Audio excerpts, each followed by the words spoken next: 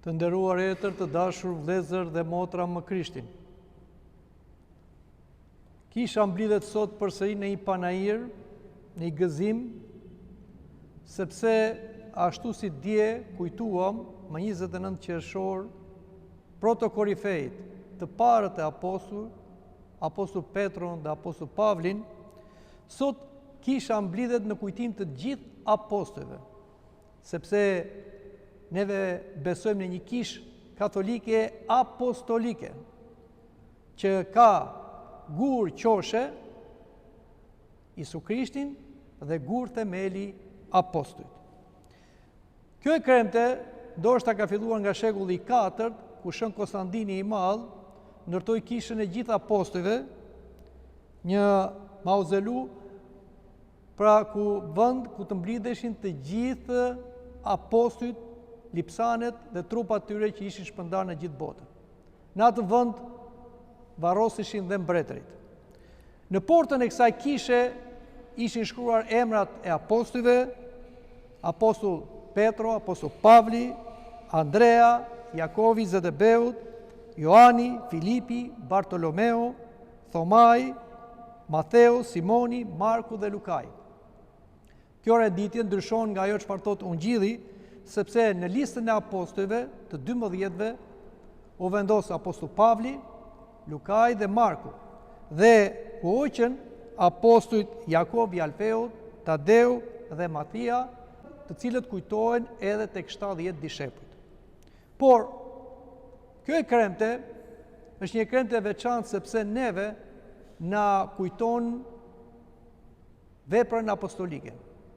Tham besojmë në një kishë apostolike. Dhe prandaj dhe kisha është e fortë. Dhe portat e ferrit të hapen, siç janë hapur shumë herë, kisha ka qëndruar, ashtu si edhe kisha në vendin tonë. Ka qëndruar dhe do qëndroj deri në fund, sepse themelet e kësaj kishe dhe të gjithë kishës në botë janë apostolike. Por çfarë do thotë fjala apostull, sepse ne shpesh e dëgjojmë, por ndoshta nuk ja dim kuptimin. Apostull thot i dërguar. Kush është apostulli i parë? Apostulli i parë është Krishti, i cili është i dërguar i Atit, bashkë me Shpirtin e Shenjtë. Ata janë apostujt e parë që dërguan nga Ati Perëndin në botë. Por Krishti, të mision apostolik, e ndau me 12 apostujt dhe 70 dishepujt. Duke i thirrur ata në emër dhe duke dhënë atyre autoritetin e tij, për të mësuar, për të shëruar, për të larguar demon.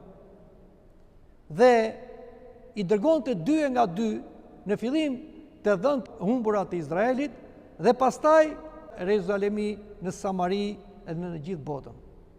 Dhe që nga ajo kohë, kisha që u themelua në ditën e Pentikostis, vazhdon këtë mision apostolik.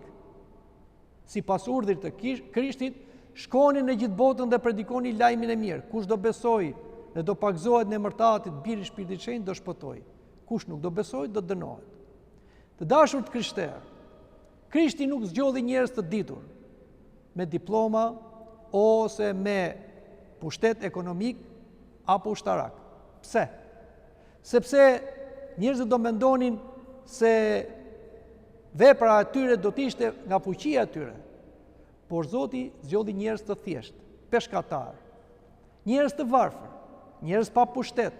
Madje apostull Pavli, siç edhe dëgjuam, thotë ne u bëm lojë për njerëzit dhe për ëngjëjt, si të fshirat e botës. Por ata kishin fuqinë e Krishtit, ku në dobësinë e tyre u shfaq fuqia e Zotit dhe kthyen një perandori mbrapsht. Dhe e mundën atë perandori dhe e bën të krishterë, sepse tek ata vepronte Zoti. Prandaj, asnjëherë nuk do të mendojmë se janë fuqitë tona, dituritë tona, mundësitë tona ato që e bëjnë veprën e Zotit. Jo. Çfarë do Zoti? Zoti do vetëm gatishmërinë tonë, për ulësinë tonë, për kushtimin tonë. Të tjerat i bën ai. Apostujt janë 12. Pse 12? Sepse 12 ishin dhe fiset e Izraelit. Dhe të 12 i zgjodhi Krishti për të na dhënë Izraelin e ri, që është kisha. Por nuk ja vetëm 12. Ne dim se të rrethi apostujve u bashkua dhe apostull Pavli, që nuk ishte në rrethin e apostujve. Madje në fillim ai ishte një përndjekës i krishterimit. Për treguar se nuk është një numër i kufizuar apostujsh, por apostujt janë thirrur dhe do thirren në çdo kohë për përhapur lajmin e mirë.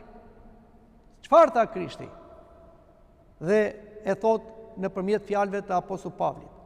Besimi vjen nëpërmjet dëgjimit. Dëgjimi vjen nëpërmjet të folurit.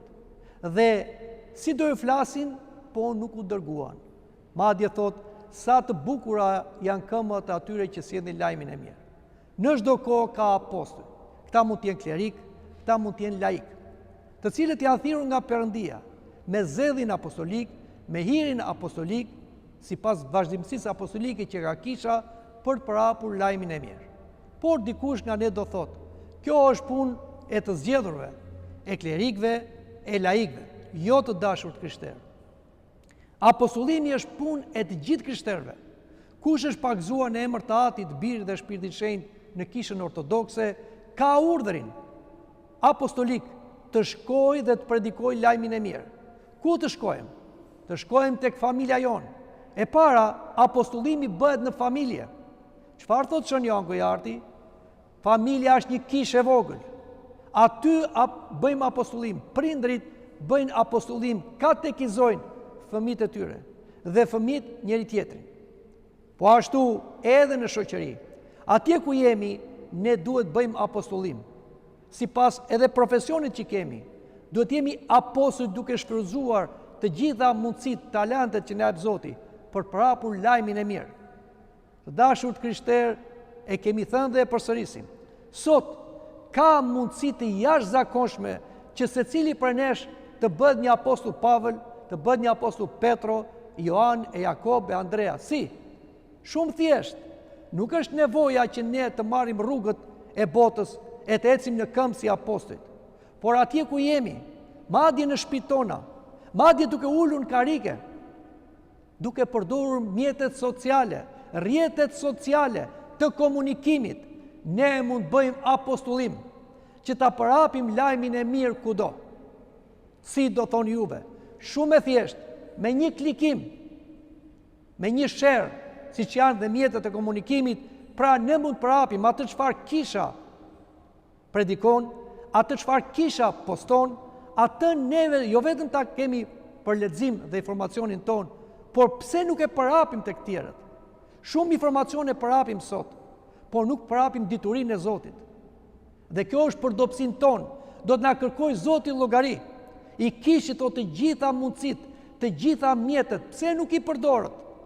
Pse për interesat tuaja, për punërat tuaja, për egot tuaja, për lavdit tuaja, për karrierën tuaj, për profesionin tuaj, i përdorni rrjetet sociale. Po për fjalën time pse nuk e përdorni?